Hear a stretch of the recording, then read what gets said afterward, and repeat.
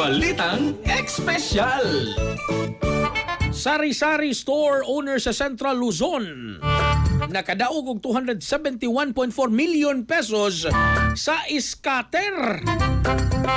Si katropang Rayback sa Sugilanon.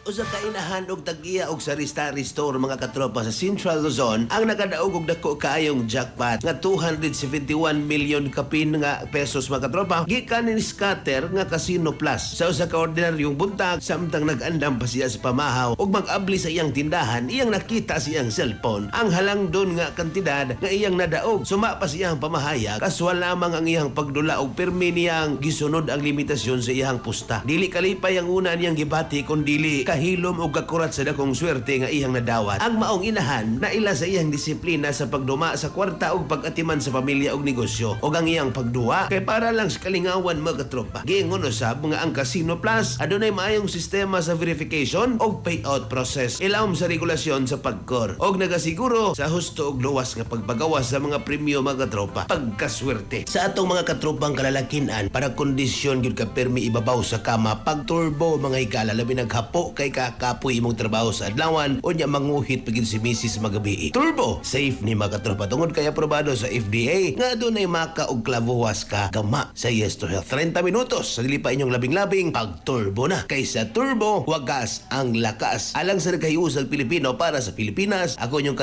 katropang Rayback alang sa Balitang Espesyal. Kasikas Express Balita.